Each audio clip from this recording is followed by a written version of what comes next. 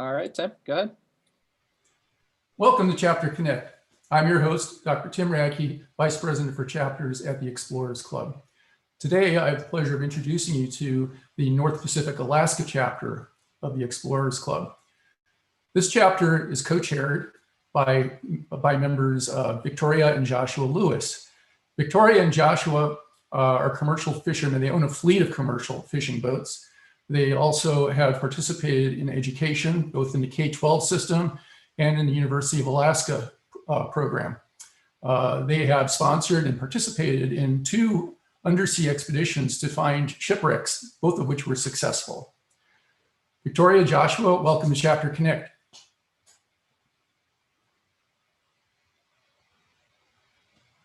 Joshua?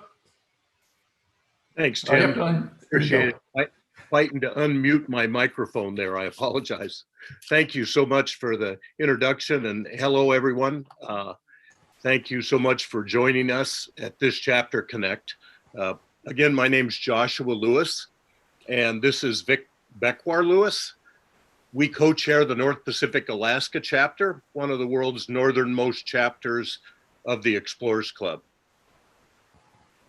Our chapter enjoys approximately 35 members. We range throughout all 4 corners of the last frontier. Our chapter members primarily reside in the arena of the North Pacific, the Gulf of Alaska. We encompass the Kodiak Archipelago, the Kenai Peninsula, the Chugach Mountain Range, including the Matanuska Valley and the Anchorage Bowl. I think that makes us a bit larger than a lot of states.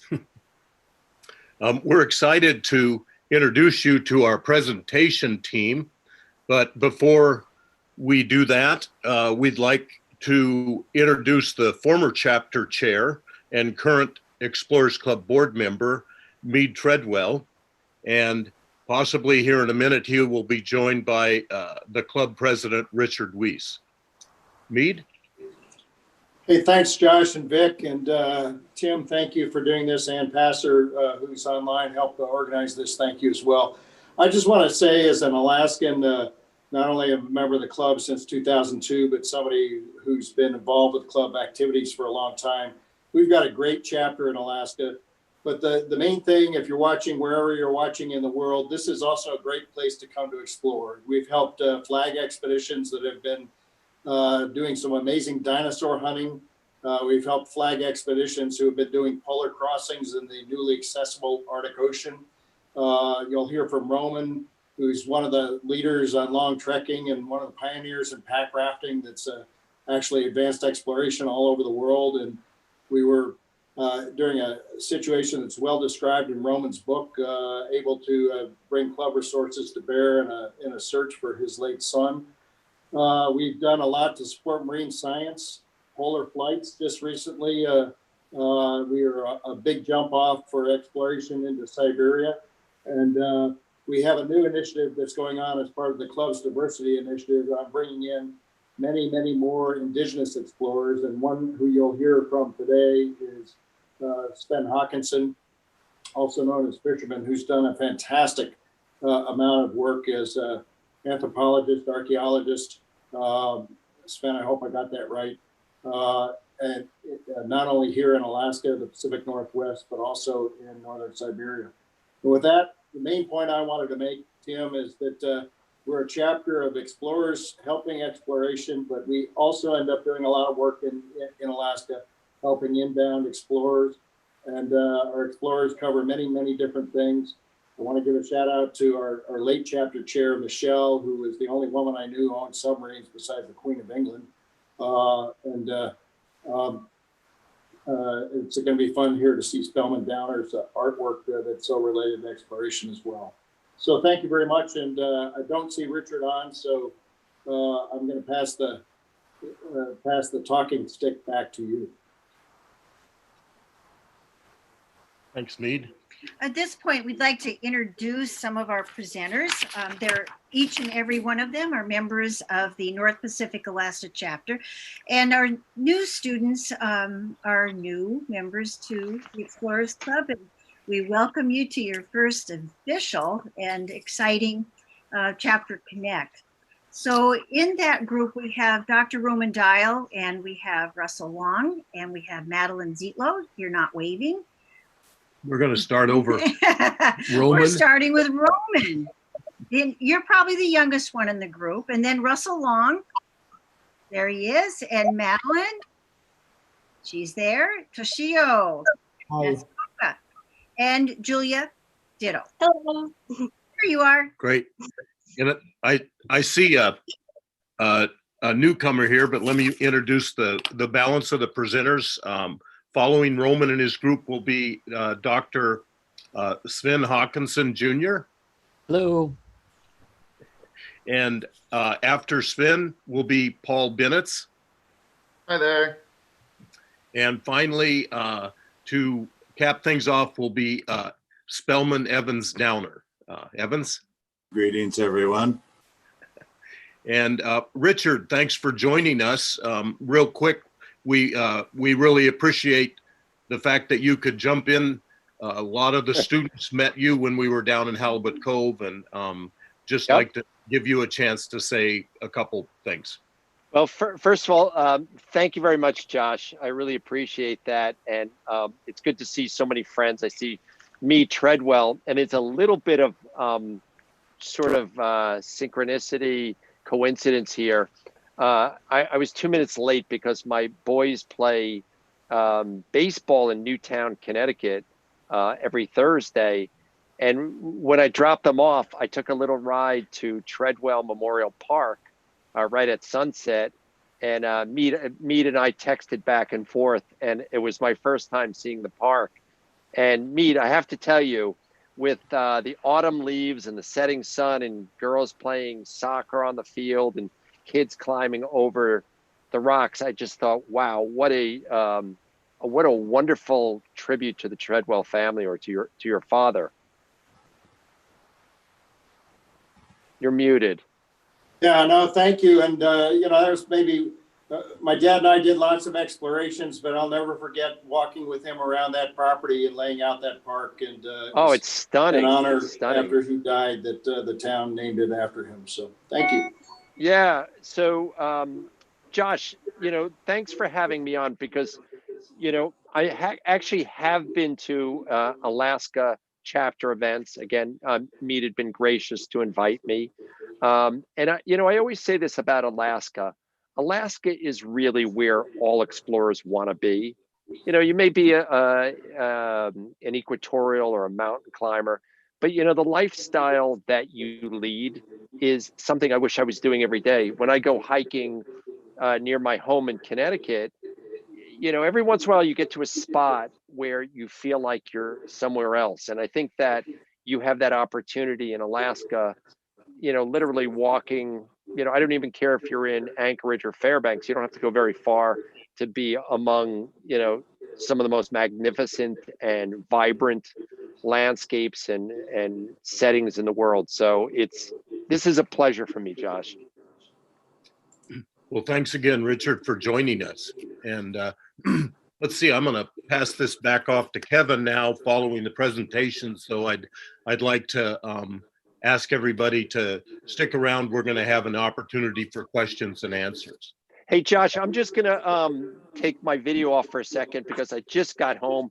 And I know I'm going to be listening, but I do have to be cooking dinner for some kids that just came back from Little League. So I don't want to be pretending to do anything different, but I'm definitely going to be listening in. Thanks, Richard. All right. Thank you.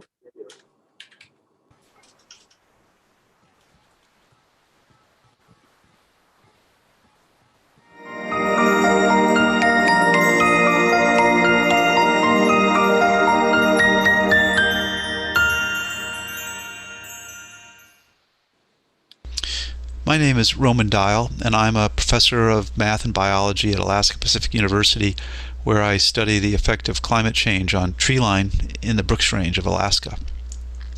Now, most of you know that as you go up a mountain, it's less likely for trees to grow because it's colder, but also in the Brooks Range, when you go down a mountain, so on the left is elevation low and on the right is elevation high, and the probability of finding trees at low elevations is low because of permafrost and cold pooling and wet soils and things like that. So this hump-shaped model of the probability of a tree applied to elevation, we've used to quantify tree line movement by looking at satellite images from the last 10 years and aerial photos from about 40 years ago. And we've done that all across the 1,000-kilometer long Brooks Range. And these 20 white dots are our study sites. And we found that on the western Brooks Range, tree line is moving about 15 to 20 meters per decade, whereas in the eastern Brooks Range, it's only moving about 1 meter per decade. And we'd like to know why. And to find out why, we've put boots on the ground by walking from one end of the Brooks Range to the other. And along the way, we camp out, carrying all of our own food and little pack rafts to cross rivers and float rivers, and we get resupplied by airplanes. And we collect data, you know, how old trees are, how big they are, what the soil temperatures are like. And we especially count seedlings because tree lines start with seedlings.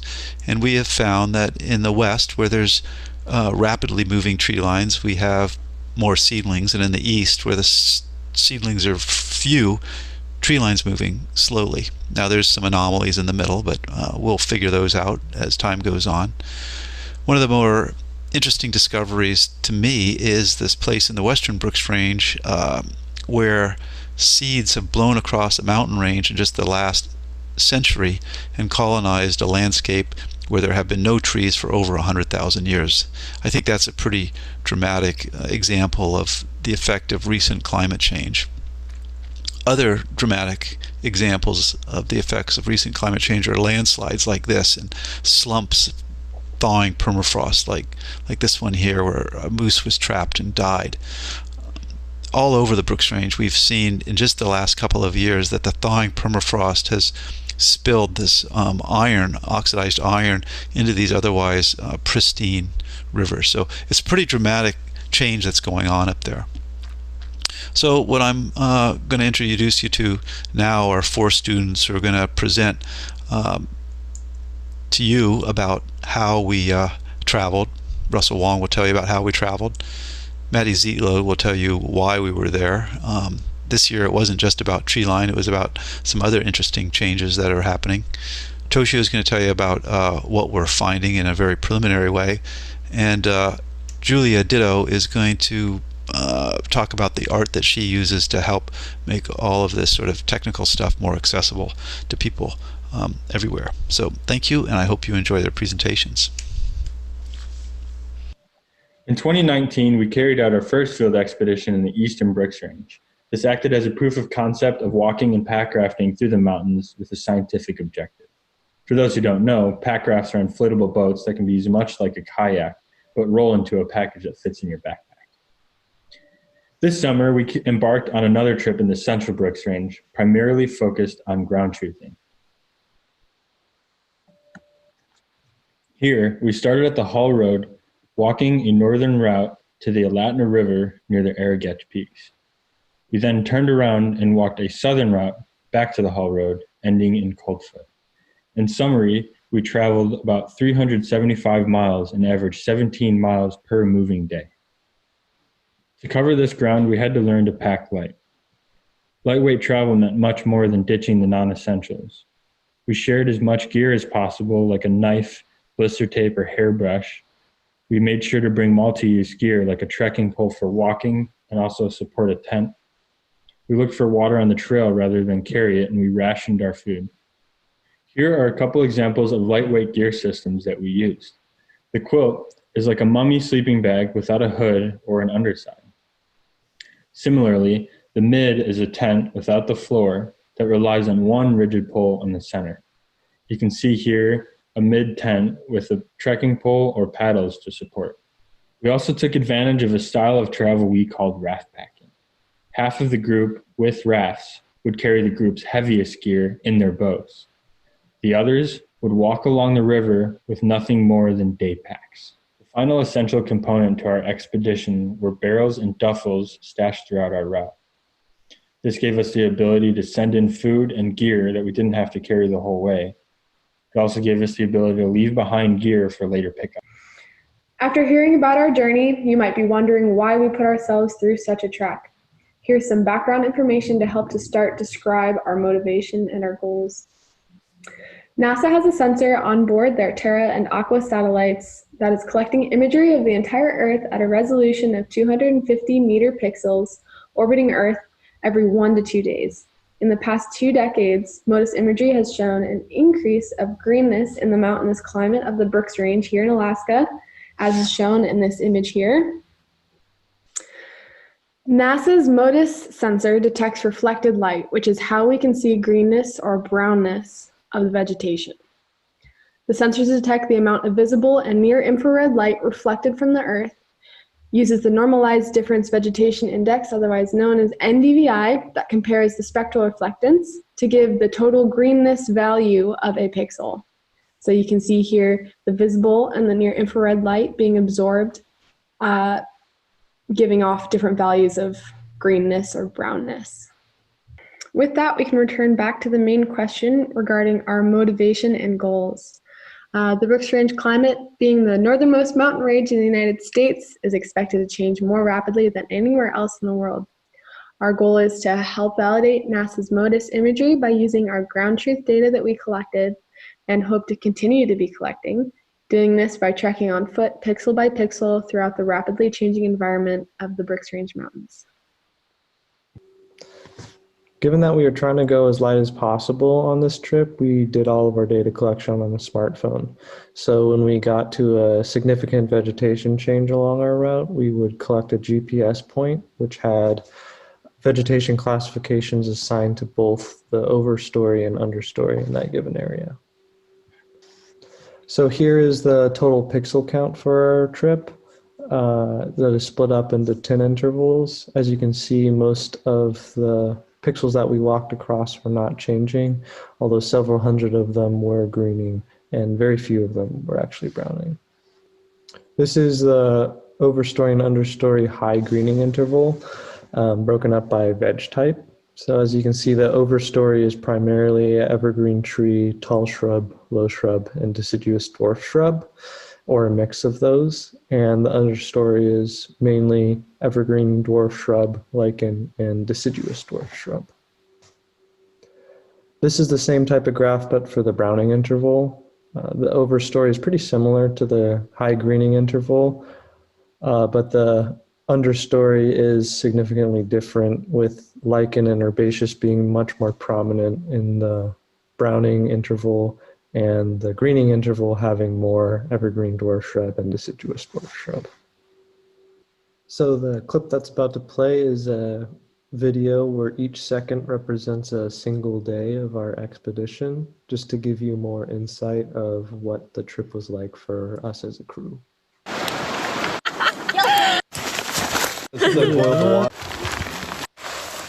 I'm getting me one. No. Beatles' efforts.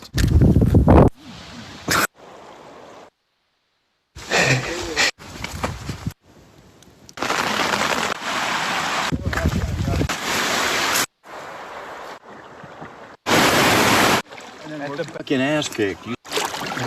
I know, like when they go. Hi, I'm Julia, and I'm excited to share a bit about the illustration aspect of our project. As well as collecting data in the field, it is my job to take what we have learned and create graphics that will help tell the story of what we see, many of which you have already seen throughout this video. I have always used the visual arts to explore the world around me. It helps me observe, learn about, and remember things that I see. I also find illustration as a way I can turn personal experience into something others can experience too. Up until college, I often considered my 3 main passions separately: the outdoors, my interest in the natural sciences, and art, all as relatively unrelated fields. However, recently, I have started to realize they all work quite well together. My field experience in the Brooks Range has been really eye-opening for me. I didn't know that illustration in the traditional sense still occurred on the front line of scientific research until Roman brought me onto this project. These are a few of my field paintings. This year, I made 24 paintings while on the expedition, most of which were landscapes. Although most of my field paintings are not directly tied to the science, they help me observe and learn about the places we walk through. Once I return to town, I get to put all that observation to use. In the studio, I have more time to create detailed work and discuss with the team about what illustrations they need to communicate their research. These are a few of the studio illustrations I have created for the team to accompany our research. Graphics like these enhance the communication of scientific information and make projects more memorable for the audience. I am honored to use illustration to share and support the work our team has done, and humbled to share the story of such a beautiful place. Thank you all for watching. We would like to thank the Explorers Club, Blast Grant, Alaska Space Grant, the Garden Club of America, and NASA for supporting student research and making this expedition possible.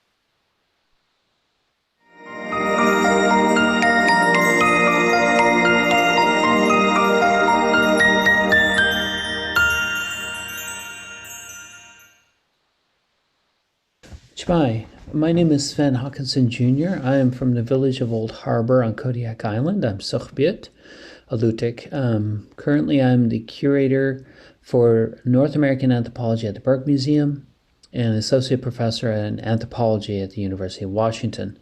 Thank you for inviting me to be part of the Explorers Club. I'm going to share a story about Alphonse Pinard. He was an explorer, young man who was doing research at that time, 1871-72, who came to Alaska to research the people in the Americas. And what he ended up doing while he was traveling from San Francisco up into the Berings, Bristol Bay, Norton Sound, the Bering Sea, and then he got back to Unalaska, he hired 4 Nongan men to take him from Unalaska to Kodiak. And that's something I've always been interested in doing, to see where he went, what he saw. But I never thought I would ever have an opportunity to do that. And so where he went from Unalaska to Kodiak is the Onondaga men took him to all these different places. And so I've always wanted to go there, never had an opportunity. Well, in 2017, I was given an opportunity. But prior to that, I've been researching and documenting his work for almost 20 years, working with my mom, working with elders, translating and transcribing what he wrote when he was in Alaska. It's a wealth of knowledge for us as community members. But the translations are slow because he was working with somebody who wrote in archaic Alutiiq. And this is what was really challenging about his journals, is they're in Cyrillic. Я говорю по-русски. I lived in Russia from 1990 to 91 during the Soviet period. I did my doctoral research in Siberia. So I speak Russian, so that helped. But what I don't speak very well is Sukhbit, but archaic Sukhbit is a whole nother level of knowledge. And so I was lucky to have access to my mom and my colleagues, individuals like Sperry Ash, my aunt, Florence Pesterkoff, Nicol Oakley. I worked with them while I was the director of the Alutiiq Museum. And then subsequently, when I got down here, I've been doing this other work, continuing. And we did a project that was about an 8-year project. We translated the journals, which took 2 years to translate the songs. And so we were able to go from archaic Alutiiq into modern Alutiiq into English, working with both scholars like Jeff Lear and Dr. Lydia Black, but mainly with the elders, my mom, Mary Haakanson, and Florence Pesterkoff, and Nicol Oakley. We were able to translate these into modern day Alutiiq. And so that process allowed us to go and bring back songs that had disappeared from our living knowledge, but put it back into a living context. Well, in 2017, Jim Fulford, I've been a friend with him for over 30 years, invited me to go with him out to the Aleutians on a 67-foot Nordhaven. Wonderful seagoing vessel. And so I was like, sure. I jumped on the opportunity without any question. And what was interesting is there was supposed to be another person who canceled at the last minute. So we went. And our first stop was Chiricahua Island. Wanted to go see what was there. We got to see some archaeological sites, some historic sites, some old, I think, farm equipment. And then from there we went to Shumagat Islands. And this is where I started looking at Pinard's journals and comparing what he observed. As you can see on the bottom, you got Bird Island in 1871, and here's Bird Island and the Shumagen Islands in 2017. So comparing his journals to what we're seeing, looking at where he was at in Unga, which was abandoned in 1968, and he was there in 1871. And this is what it looks like today. From there, the other thing too is he was interested in cave sites and a lot of the materials that would attribute to ethnographic collections. And he ended up collecting these pieces, but under dubious circumstances. From there, we went to False Pass, again, looking at where Pinard was, following his journals. We got stuck in False Pass for a couple of days, 3 days. And then from False Pass to Cape Lapin, where we did some exploring on the beach. From Umnak Island to Four Mountains, we stopped. We got to see some walrus. And then we stopped at an abandoned military site called Fort Glen. And this was a World War II Air Force base, secret Air Force base. And walked around and just sort of took pictures and got to observe a base. And then we stopped by Anangula Island. We didn't get to get off, but this is one of the earliest sites in Alaska. It's over 9,000 years old that I really wanted to go and see, but we just never had the opportunity to stop because of weather and time. From there, our main goal was to get out to Atka to see this crash B-24D. That crashed on December 9th in 1942. Nobody died. The only person that got hurt was the Brigadier General, and they ran out of fuel, so they ended up crash landing because of weather. And then from there, we went back to the island of Four Mountains. If you ever have a chance to go there, it's absolutely stunning, but there is no anchorage there, so you can't stay there very long.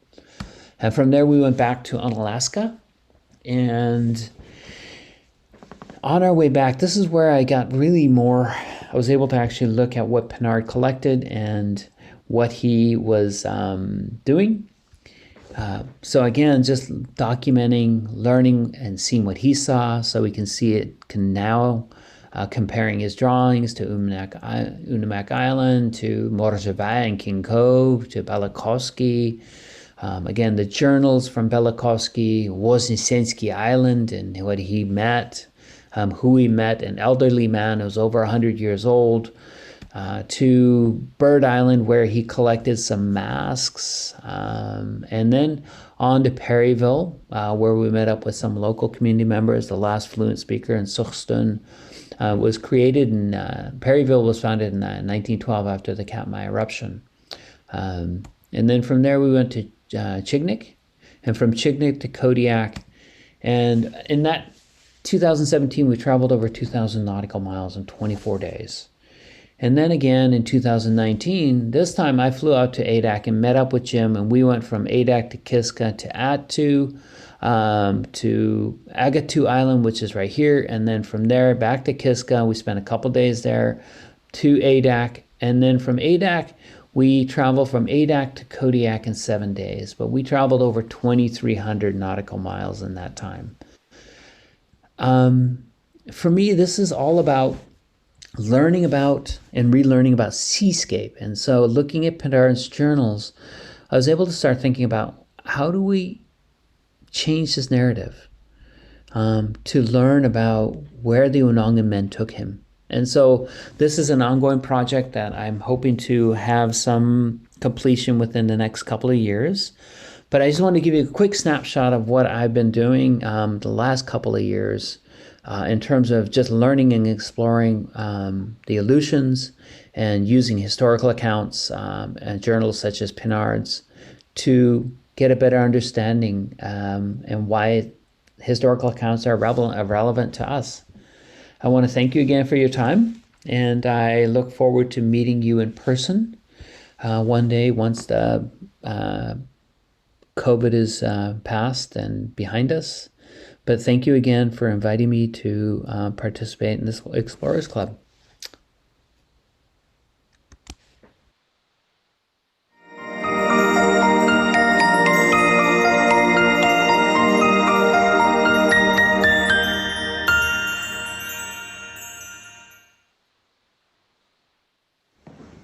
Hi everyone, my name is Paul Bennetts. I'm a master's student at Alaska Pacific University and a student member of the Explorers Club. I'd like to thank you all for listening to my presentation, investigating aging techniques for giant Pacific octopus in the Gulf of Alaska.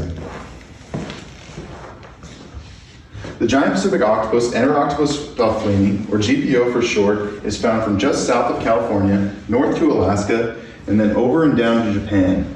It ranges in depth from the intertidal down to about 1,000 meters. It is mirobenthic, so it has planktonic larvae but lives on the bottom as a juvenile and adult.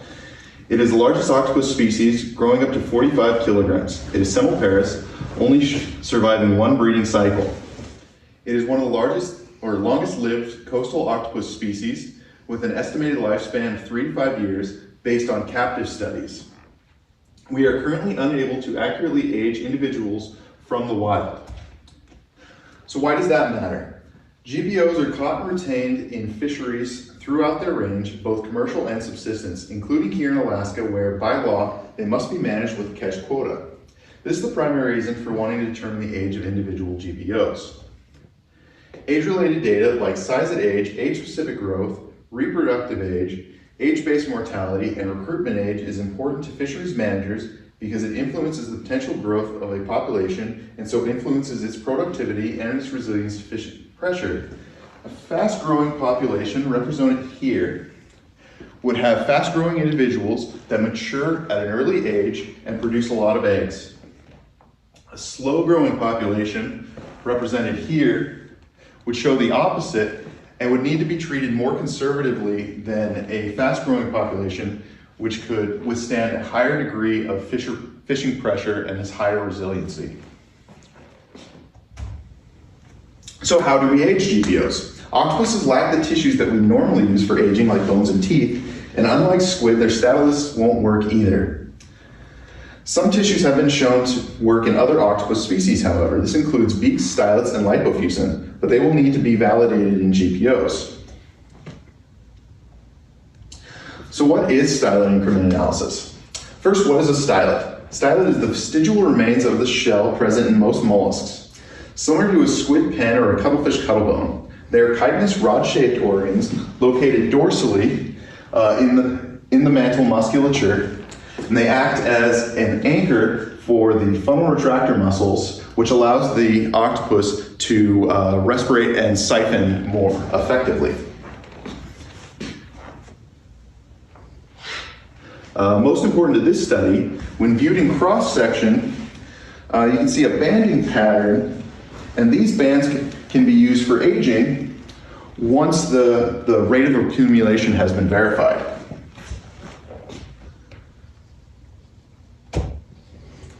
So what is beak increment analysis? Again, first, what is a beak? The beak is the major feeding organ of the octopus, located in the mouth at the base of the arms. The beak is since it is used in feeding, it is subject to erosion. Beak increment analysis is similar to stylet increment analysis, as increments can be used for aging once the rate of accumulation has been verified, but differs in that erosion must be accounted for. This can be done both by selecting the location for counting and by calculating the loss from erosion. Beak increments are generally counted from the rostrum tip to the beak margin, shown here, along the inner surface of the lateral wall. Finally, what is lipofuscin? Lipofuscin is a large fluorescent biomolecule that is naturally produced by the free radical oxidation of polyunsaturated fatty acids. It is a non-metabolic tissue, meaning that it is not broken down in the body and so builds up through the life of the organism in several tissues, but mostly in neural tissue. Because of this buildup, it can be used to determine age. It is important to note, though, that lipofuscin is not a discrete variable like increments, but is measured as a concentration and must be calibrated to age-known individuals or to a verified discrete metric like beak or stylet increments. So how do we verify?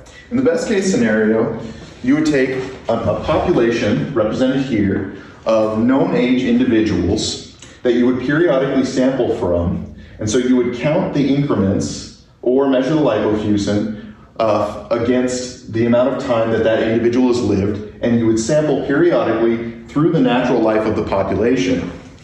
Unfortunately, only once has a giant Pacific octopus been reared from hatching through its entire life cycle in captivity. So our second best option then is to take snapshots of its life cycle by taking paralarvae that we can raise for as long as possible and compare increment counts or lipofuscin to the maximum age that they reached.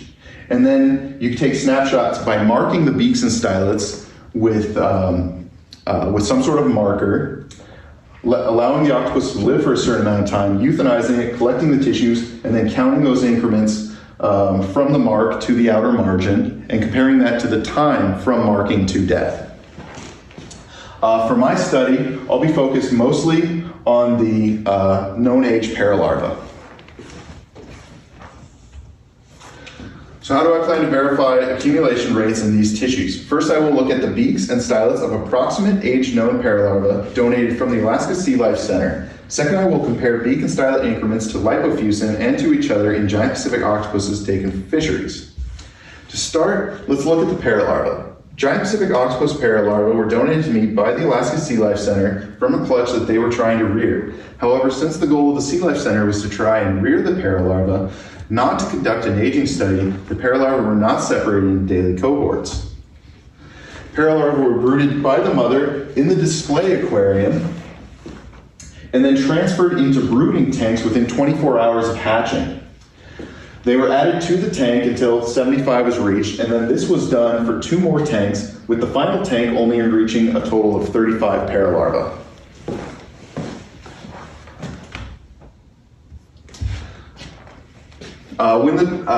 When the paralarvae died, they were collected by maintenance and preserved for my project. Now let's look at how I plan to process the paralarvae. As mentioned earlier, since the paralarvae were collected opportunistically, they were not separated in daily cohorts. This means that the exact age of the individual is unknown. However, since I know when they were added and when they died, I can model the age distribution of the population over time. Seen here, we can follow the ages from the time when the first paralarva was added, and then going through to when the last paralarva was added 15 days later, and then following the ages of the population through time. This means that for any given day, I can then compare the proportion of ages to counts of the beaks and stylets, and see if those counts fall within the expected range based on a presumed increase of 1 increment per day that's been seen in other octopus species.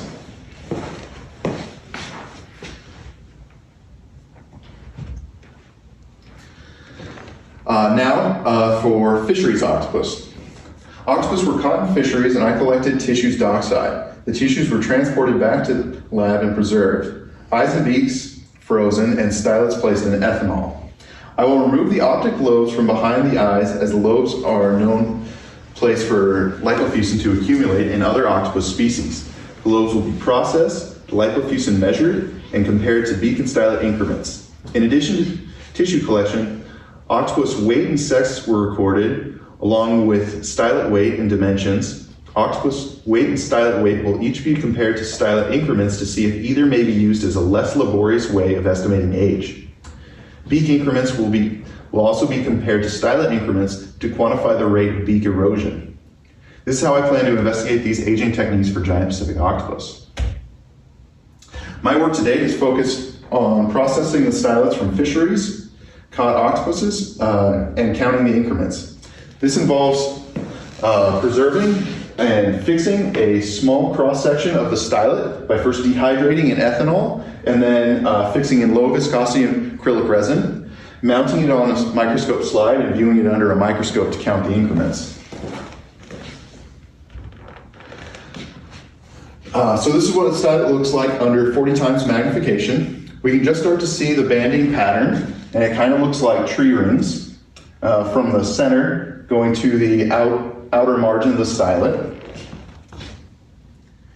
This is the same image at 200 times magnification. Here's the center, and then out to the outer margin of the stylet. Here it is at 400 times magnification, and this is the magnification that I'm counting at. And we're working from the center, and this is a series of overlapping photos. I would count starting here, working outward. Here's the second photo in that series, the third, and by the fourth, you can start to see that not all of the images are as easy to count as others. And it's not necessarily that the center is always easier to count than the outer margin. It varies from stylet to stylet. So some estimation is required. Here's the final image that shows the outer margin of the stylet represented here. So once we have an image that we deem worthy of counting, we'll go through under the microscope, or rather we'll take a photo of it, and then we'll count on that photo, and then use a line to tally where we've already counted. So each one of these lines represents 10 increments. And this way we can kind of move around and find areas that are best to count, that are have the most clear increments. And then at the very end, it'll be some sort of odd number. We tally all that up and then move on to the next image and then quantify it all at the very end. So with that, I'd like to thank some people. First, to my advisor, Professor David Shield, my committee members, Elizabeth Connors and Richard Hawking, my funding sources, the Explorers Club and At-Sea Processors Association, as well as my friends, family, and collaborators. All right, thank you all for listening to my presentation. Bye.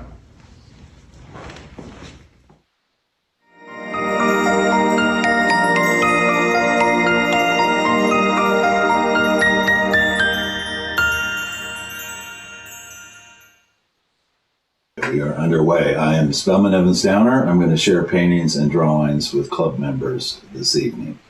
I'm going to explain how I've worked from the ground to airplanes and then satellites and maps.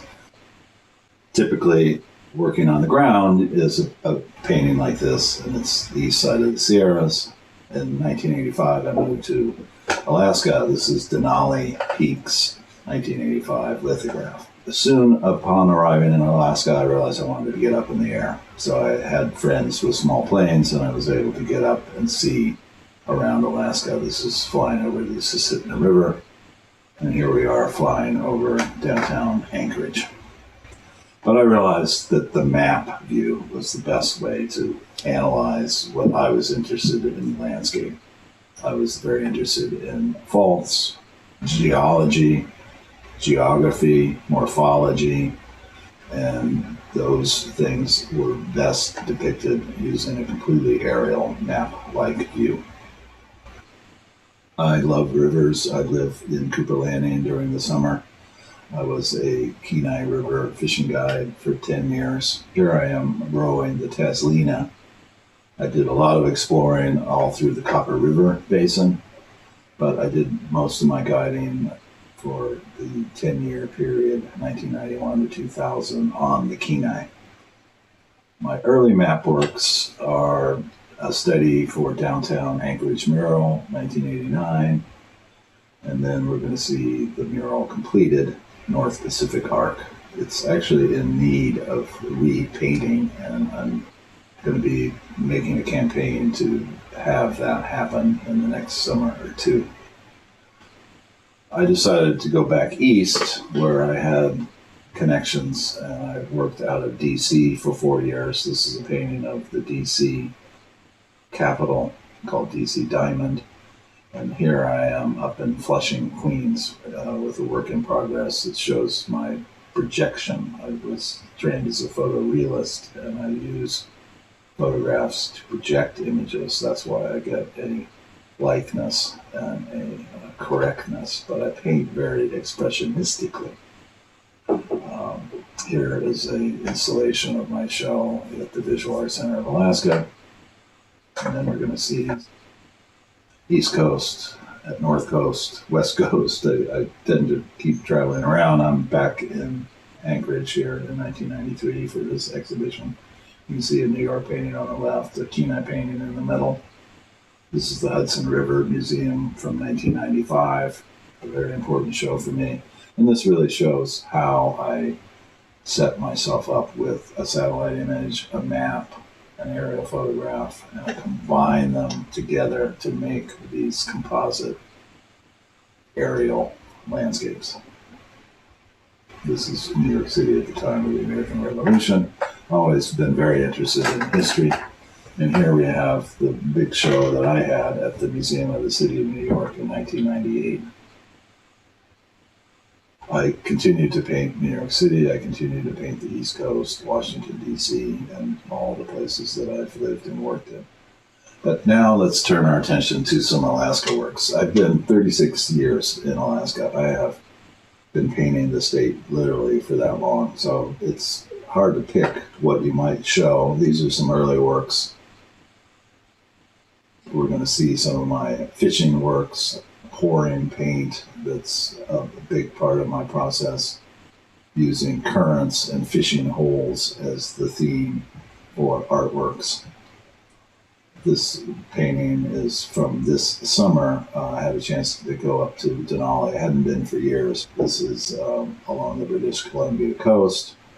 This represents the big fires that we had all last summer and the day Jim's Landing, which was the big takeout, got burned. This is Searching for Alfred Russel Wallace. I read the book Song of the Dodo by David Quammen and really had a lot of interest in understanding island biogeography.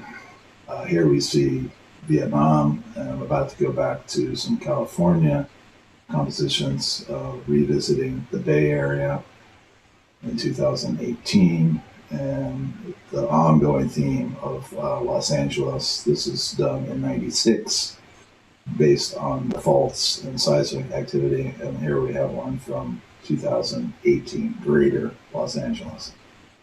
And here we have what I call burning up in the Coachella Valley, which brings me to my next sub-theme of global warming. And as Alaskans, we've seen all the temperature increases. It's very, very noticeable. Of course, the low areas of coastal parts of the world are threatened by the rising seawaters. And I'm doing it by pouring too much paint. I pour enamel as ocean. And if you pour a little bit too much, well, you know, it floods inland and creates bays. And I think it's an interesting way of depicting the future of the geography of these places. This is the past of the geography and geology of these three continents. And of course, 2020 wouldn't be complete without a depiction of Wuhan. Here we see some topography studies. I'm very interested in topography, always have been. And I consider myself now a modern day topography artist. I'm painting Cézanne's mountain, in this case, it's Mont Saint-Victoire in Aix-en-Provence in the south of France. And this is La Quinta in California.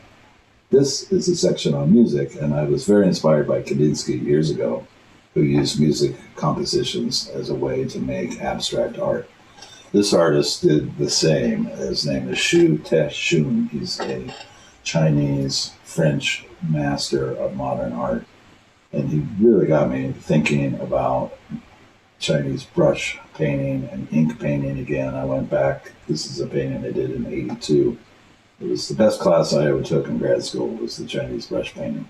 So I've decided to kind of re-energize this approach. It's very thin paint. It's not topographic. It's very much set to the rhythm and the mood of the music that I'm listening to. We're going to see John Coltrane. I love listening to jazz. The improvisational aspect of the music lends itself very well to the improvisational aspect of the painting. It's freed me up from not having to paint exact topographies and coastlines, so I'm really enjoying it. I'm curious to see what people think of these. The last segment here is a investigation of military battles, starting with Gettysburg. I had done Gettysburg 30 years ago with a big show in Fredericksburg, Virginia, but I'm very much interested in doing it again. I've also gone back and seen that, I painted the Gulf War while it was happening in 1991. And this summer I had a chance to study Waterloo and did this depiction of the Battle of Waterloo. And the last ones are going to be about the Normandy beaches during D-Day and the Allies hitting the beaches. This is Omaha Beachhead, a very difficult landing. Utah Beach, which was a little bit better in that the paratroopers were able to really undermine the Nazis from the rear, and that's depicted in gray. The black is Nazis, the red is the Allied invasion. And it's very, very expressionistic, so I'm harnessing history and expressionism, and I'm kind of curious to see what the reaction is to these battle depictions. I've really enjoyed reading the history. I'm working on Battle of the Bulge right now. Do want to remind people that I do have an excellent, well-developed website, SpellmanEvansDowner.net. I have many, many more paintings on view. I have statements. I'll have this video as well. My Ecotopia North exhibition will be coming back in 2021. It started in 2019, and this summer I wanted to open it again, but COVID has prevented that. So come on down to Cooper Landing. I'll let all the club members know when the show is up. I probably will have an opening and closing, and I'd love to meet as many of you as possible in person and have a chance to get into more stories and talk about exploration and landscape and the depiction of the world. And I'm thrilled to be in the club and to have had this opportunity to make a presentation. Thank you all very much. I hope to see you next summer.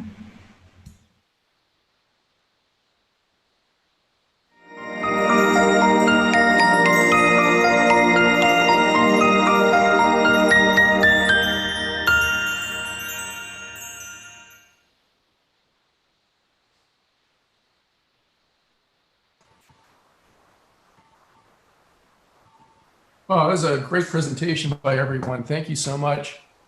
I have some questions I wanted to ask everyone. I'm going to start with a question that's both for Julia and for Spellman.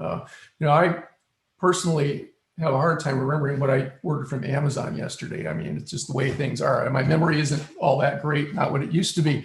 I was wondering how much each of you rely upon other imagery to create your artwork, things such as photography or cartography, and to aid you after the fact when you're creating something.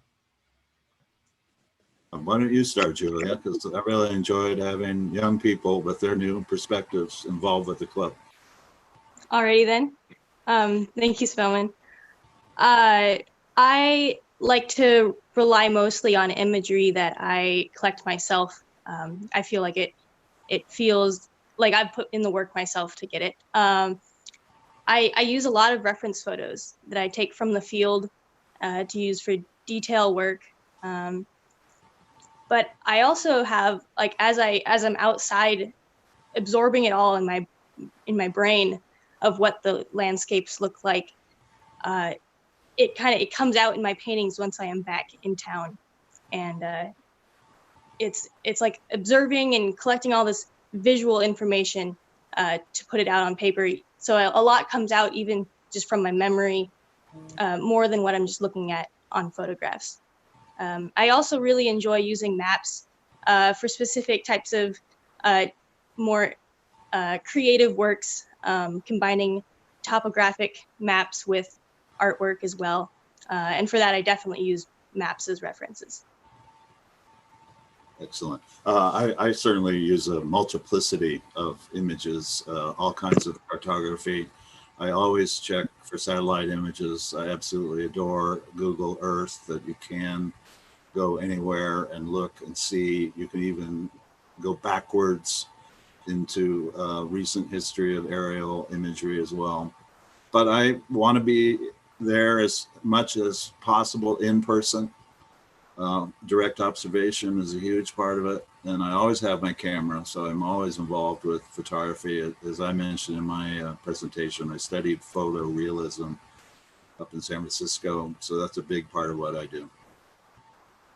Yeah, I noticed that there's a lot, you can see in a lot of your images, a lot of emotion pouring into it. So it's more than just a visual thing. It's certainly an emotional, big emotional part to the work. Which, yeah, you bet. All that the expressionism really brings that out.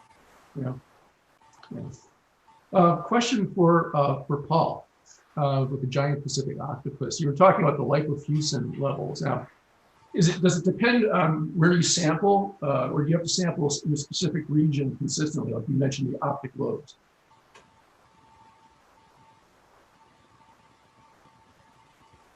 Yeah, we appear to have lost Paul, Tim. Oh. Maybe we can get back to him. Okay. For Roman and your group of students, when you're talking about the tree line movement, I wasn't quite clear. Maybe I wasn't paying close enough attention. Are you talking about advancing or receding tree line? Right. These are all advancing tree lines. And so the idea is that, if it's warming up and trees are limited by temperature, then as it gets warm, the tree should go uphill, just like the glaciers are receding. It's getting hotter up there. Glaciers are melting and the trees are moving up. In other places, tree lines is receding with forest fires, really, right? And drying out. But in the Arctic, it's advancing. It's advancing uphill and it's advancing towards the ocean where it's been too cool to have trees in the past. So, Anne, do we have any questions from our listeners? Absolutely. So here we go. A question from Jenny. Great presentation to all of you. Could you please talk about the Amber Road project, whether it's still going forward and what impacts you see from your own studies on the fauna and flora of the Brooks Range region? I'll take that one. The Ambler Road. I'm sure that, it seems like it hasn't been halted, and there's still a lot of pressure to build the road from the Alaska pipeline all the way to the Kobuk Valley. And in fact, Russel and I have worked near in the headwaters of the Ambler, and that's one of the places is most interesting in terms of warming. That area is very, very wet. It's very warm, and things are changing really rapidly. And it's changing so rapidly that the people who live in the Kobuk Valley are having troubles with their traditional subsistence area hunting.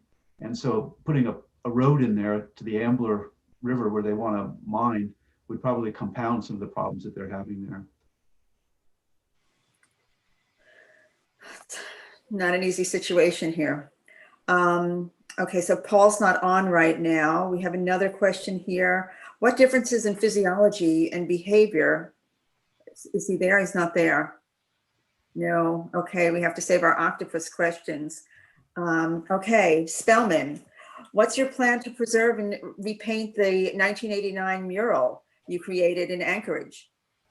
Good, thank you for asking that. Yeah, in my presentation, you saw a photograph of it, a study as well. It was done 30 years ago with enamel paint, and the texture, I'm very involved with building topographies.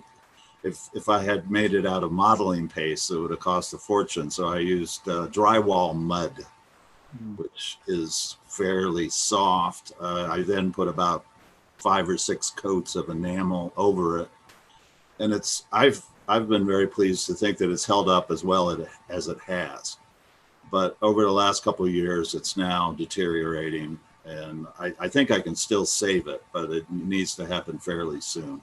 But rather than just repaint it, I'm really thinking I would transform it and sort of bring it up to speed. The work I was doing then was very almost illustrational. It's a pretty accurate map that's fairly loosely painted, but it depicts what you would see if you studied a map.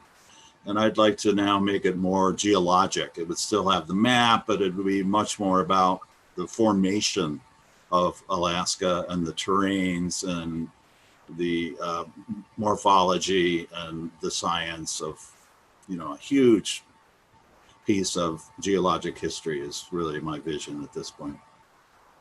From all of you that I see out there, I think a collaboration among Roman and the students and everyone and Sven would be incredible. It's for all of you to work together on that with Spellman. It would be really something amazing. Yeah, I think maybe we could do that. And since I have the air right now, I just want people to know that, especially all the students, to think about coming down to my place in Cooper Landing. I just recently acquired 3 wall tents. I, for many, many years, leased a part of my property to Alaska Wildland Adventures, and I used to guide for them. And they finally decided that they were going to get another piece of property, and they've slowly been leaving, but now they have departed. And I'm left with a campground in effect. And I realize I can invite people, young people who can live in somewhat primitive conditions to come on down and let's get together and we can discuss some of these things. Okay, this one is, thank you. We have another question for Madeline and Russell. And that is, you've been on amazing expeditions. What's your takeaway from it? What did you love the most and what did you get out of it?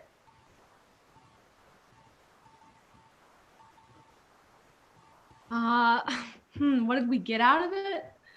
I don't think you can put that in a sentence. Only that it's not something that could be repeated in any other way, I guess. Yeah, I think that my biggest takeaway is just a bigger awareness of all of the little things that you can't see from satellite imagery. I've done a lot of, before I went to the Brooks Range, I did a lot of work looking at images of the Brooks Range. And that compared to being there and walking through the brush and stumbling over tussocks is incomparable. Yeah, I agree. I think you're incredibly fortunate. How about you, Toshio? Well, prior to the Brooks Range trip, I had not really ever been on like a wilderness expedition. So I think actually being able to have that experience or like that personal experience of what wilderness really actually means to me was pretty amazing. Also just like realizing how like you can be in this beautiful place and still have all these things going on in your head that like, and just being surrounded by all these amazing people that I got to go out there with made like some of these like pretty like horrible stretches of like walking, just like you're like, I don't really want to be here, but like I can just like laugh it all away if I'm with the right people.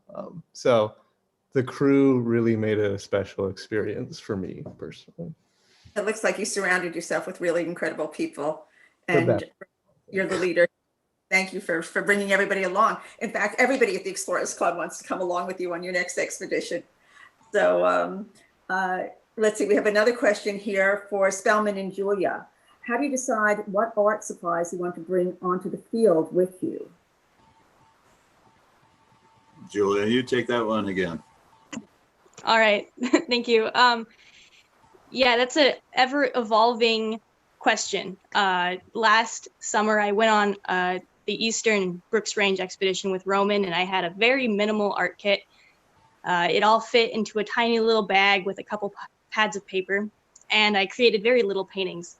And this year, I wanted to create bigger paintings, and I wanted to have more paint and more options. And so I started out with this ridiculously sized kit, and I slowly pared it down to what I thought was going to be absolutely necessary to create the things I had, or the goals that I had. The benefit of the way we traveled was that we had these barrels that we could pick up gear or leave gear. So as we traveled, I would realize, oh, I'm not using this pen or this brush as much as I thought I would. So I could leave it behind, and my kit slowly got lighter and lighter as I traveled. But a lot of it just comes from experience and knowing what I can do with the minimal amount of art equipment. Spellman, how about you? I don't really try and work in the field much anymore, but when I was young, I carried around a watercolor kit and a watercolor pad. Now it's mostly my camera and my memory, but I will sometimes take a drawing pad and just do drawing, because that you can get quite portable with. So Sven, when you had your presentation, you were talking about your expedition and how it became sort of a family affair for all of you. And you talked about an archaic language. How far back does that go? And how different is it from today's languages that are used? So the archaic Alutiiq is, it would be like speaking Latin and English. And so what was fascinating about what Pinard did is he tried to collect early shamanistic, early religious words to try to look at the peopling of the Americas back in the 1870s. And so that's pretty fascinating. And then trying to work with the elders to break down the word to try to even translate it into Alutiiq and then translate it into English. And that was what really took a long time, is breaking down each word into their meanings to see if we could find that. And then going back to the Slavonic, the church Bible that was written in Alutiiq, and using that as a reference as well. So being able to go back and forth between those, because being able to read Russian helps. Reading Russian really helped in that process. So are you creating some sort of book about how to be able to translate the archaic languages to? No, I'm not doing that. What I'm doing is translating Pinard's journals. And the part of the project that I didn't really emphasize is I was looking at the seascape routes that Pinard followed, where the Unangan men took him, so that as a native person, I'm from Kodiak, born and raised there. And so I'm interested in looking at the seascape routes where they kayak from Kodiak to Unalaska and back, to try to understand those routes again from an indigenous perspective, so that in the future, once people become more comfortable with kayaking again, they'd be able to follow those routes safely. Sounds fascinating. And I'm just going to go to Vic and Joshua over there. And could you tell our audience a little bit about what you guys do? You bet. We are still involved in underwater investigations and exploration. In fact, this coming summer, we're going to return to one of the first steamship wrecks that we explored back in the early 20th century or early 21st century. The Aleutian, the SS Aleutian that sank in 1929. It was the flagship of Alaska Steamship Company, and that was kind of the Alaska Airlines of the day. Everybody made their way back and forth. At any rate, we have another expedition planned for this August, where a group of our original expedition participants are going to return, along with some new folks, and we're hoping to possibly have the second flag expedition from the Explorers Club happen at that point.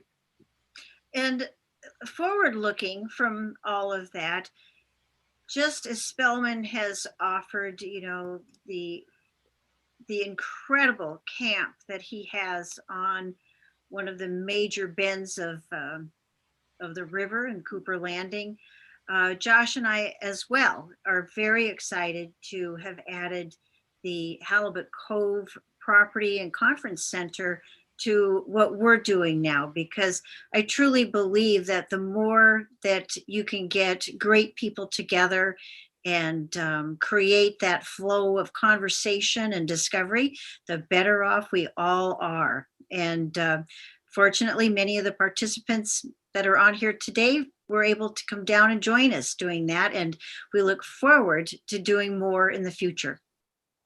I guess we believe that, as Sven said, I'm so excited about his journeys out to the Aleutians. Many, many years ago, we worked with the Kamehameha schools in Honolulu and had a chance to visit with some of the folks that made the voyages from Tahiti to Honolulu, and it always has stuck with me when he shared that the ocean connects us, and we really believe that, and are excited about that. And I know Thompson is a good friend of the club, and he's very involved in that whole area and the Pacific Voyaging Association. So I'm sure he'd be thrilled to work with you on part of this. So I wanted to ask Mead a question. Mead, are you there? Yeah, I'm here. Tell everybody what you're working on these days. I'm sure it's going to be something fascinating. Well, you know, I've done a lot of work in the Arctic. The expeditions I led to Wrangel Island in the Soviet Arctic in 1990 and mapping of the Chukotka coast was what brought me in as a fellow national. But I will say the Alaska Airmen's Association is planning a VFR flight again across the border in this coming June. If people who are small plane pilots who'd like to join it, there's a way to join it. The recent history between us and Russia has slowed down quite a bit of interaction on fisheries science, on marine mammal science, and so forth. And I'm hoping to find a way to kind of reopen that door and have more collaboration despite the geopolitical situation. Great. I see that Paul is back. So we do have a few questions on the octopus. Yeah, sorry about that, guys. I lost internet connection. I thought you just maybe wanted to get something to eat. That's okay. Here we go. What differences in physiology and behavior, if any, do you observe from the cold water environment octopus versus one from the tropical seas? So I haven't had too much experience with warm water species, but what little I have is generally they're a bit slower moving and a little bit less sensitive to disturbance. And I don't mean disturbance in like an ecological perspective. Certainly they're as susceptible to altering of environment or different toxins or anything like that, but they don't seem to be behaviorally as easy to startle as some of the smaller octopus species. They're not as prone to camouflage. They do change colors, of course, and they will blend in, but they have it's much less immediate than a lot of the smaller warmer water octopus species. Liz Simmons is asking, what was the magnification? Was it 300? She felt that you cut out at that point. Oh, the magnification that I'm counting at, I showed the images at a couple or a few different magnifications. First one was at 40 times. Next one was at 200 times, and then the last series of photos was at 400 times magnification, and that's the magnification that I'm counting at. Yeah, Paul, I had a question too. I'd asked it, but you were offline about the lipofuscin levels. I mean, does it matter where you sample from the octopus? Does it have to be consistently from the same spot, or is the substance pretty much equally distributed across the animal? No, it definitely is more concentrated in neural tissues. The main reason that I'm sampling from the optic lobe is because that's what's been done in other octopus species, so it allows for some comparison. And for those of you who haven't seen The Octopus Teacher yet, you should watch it because it's an incredible film. Okay, this one is for Roman. What's your message to the young generation about climate change as you study the area? Well, that's a great question. I guess my message is, one of hope. Yeah, I feel that that things might look bad, but they could be worse. And I'm hoping that as we pass this earth on to the next generation, that we kind of try to stop digging the hole that we've got ourselves into, and then to give the next generation a certain amount confidence that things will be okay, but they'll probably have to work at it, I guess. And I like taking the young people to the Brooks Range, especially because it's a vast wilderness that's very distant from where people live, and yet you can still see the impact that humans have, especially through anthropogenic climate change. And so it's the wildest place in the United States, and yet there is an effect, but I think it's a big enough wilderness to be resilient to these changes. Well, you've certainly inspired a whole group of students and all the viewers out there as well. One more question here. Paul, have you tried applying spectral enhancement to your photos? I have not. I have looked into that a little bit. I don't have the equipment on hand, and of course, current situation makes collaboration difficult with other labs. But I will look more into certain softwares that can be downloaded. Certainly, what I have is just to try and adjust the images as much as possible to try and get as much contrast and adapt those photos that way to make them more visible. I just wanted you to know that we have some people watching from South Africa this evening and from Australia, New Zealand chapter. So we have people watching from all over the world. Could you, each one of you, tell us where you're calling in from tonight? Why don't we start with Mead? I'm in Anchorage. The scene you have behind me is a sunset taken about 2 months ago of Cook Inlet and Sleeping Lady Mount Susitna.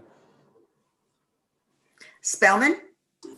I'm here in the Mojave Desert on top of a ridge about 3,500 feet in Joshua Tree. I spend my winters here. So if any of you are out there watching from the San Diego chapter, get in touch with Spellman. Maybe you'll come and visit. Roman, where are you calling in from? Well, Peggy and I we're in my office here in Anchorage, and so yeah, we're here in Alaska, and I have to duck out. I'm afraid if it's okay, I got to take off, and I've got a class that's going on. So you had already told us. We appreciate you being part of it tonight. So thanks so much for joining in. Yeah, we know you. If you have any questions, ask my students. They better be able to answer them. Right. Yes. Thanks again. Okay, Madeline and Russell, where are you calling in from? So we're calling in from Willow, Alaska. It's about 2 hours north of Anchorage, near the Denali Mountain. And Sven? I'm calling in from Seattle, Washington, just north of the university. You want to tell our viewers what you're doing over there? I'm an associate professor and curator at the Burke Museum. So anybody in that area that wants to go and visit the museum, look up Sven and get in touch with him. Julia, where are you calling in from? I'm also in Anchorage. Yep, Anchorage, Alaska. And how cold is it there today? Not as cold as it was a couple days ago. It got down into the single digits, but I think it's in the teens, maybe even 20s today. So not bad. Yep. And how about you? Not bad. Yeah, we're waiting for that kind of weather to happen here. I'm looking forward to it. Vic and Josh, how about you? Well, we're in Anchorage, Alaska, in a building without heat today, and we're fighting over the electric heater that's under the table. I can understand that. So I wanted to say thank you to all of you for chiming in today and being part of Chapter Connect over here. A lot of our viewers are looking forward to ending what we're going through here, and they want to come visit you in Alaska. So as soon as people are able to travel again, I think you're going to have your hands full with a lot of our members coming up north. So thank you so much for being a part of Chapter Connect. There's one last question, and that's from Jenny, who wants to know, where the hell is the halibut in the supermarkets in New Jersey? Well, we have decided to keep it all up here for us, so I'm sorry. All right. I guess Well, we have. Hey, Ann. There's a number of great online, almost fishermen straight to the consumer services here. That's growing. It kind of cuts out the middleman.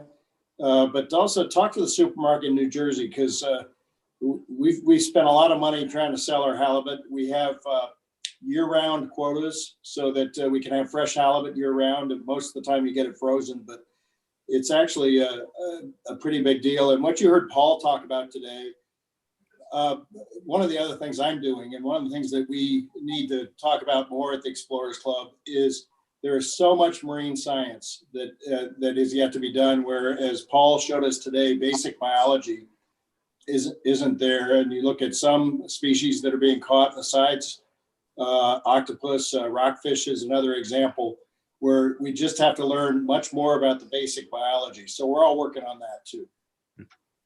And I'm going to jump in and piggyback on Mead. I welcome anybody to give me a call or send me an email or a text, and I will be happy to connect them with halibut fishermen that I know across the North Pacific. Hope you're listening out there, those of you who wanted to know about halibut. So in any case, I want to say thank you. You have an incredible chapter. Thank you for putting everybody together, Vic and Joshua. It was just a terrific night. What can I tell you? We all learned a lot from all of you. So thank you very, very much. I want to also let people know for Monday night, we're having a program called Uncovering the Tulsa Massacre. And I know that this has been very current and in the news. So we have the forensic anthropologist, Phoebe Stubblefield, who's going to be speaking about the work that she's doing, uncovering the mass graves. And also the historian that's working on it, Scott Ellsworth. And to bring it to you as moderator, it's going to be Jonathan Leonard. So I'm sure you're going to enjoy that program for Monday. And Tim, you want to tell everybody what Chapter Connect is going to be on for next Thursday? Yeah, next Thursday, it's going to be the Pacific Northwest chapter, which is chaired by John All. So it should be a very interesting presentation. I hope everybody can join us. Thank you. Thank you, everybody, for joining. Please stay well, stay warm. I hope your heater starts working again. And we look forward to seeing you all real soon. Thanks, everybody, for tuning in. Thank you, Tim, and thanks so much, Ann. We sure Thank you, everyone. And Kevin. Kevin. All right. We'll see Stay you all warm. soon. Yeah.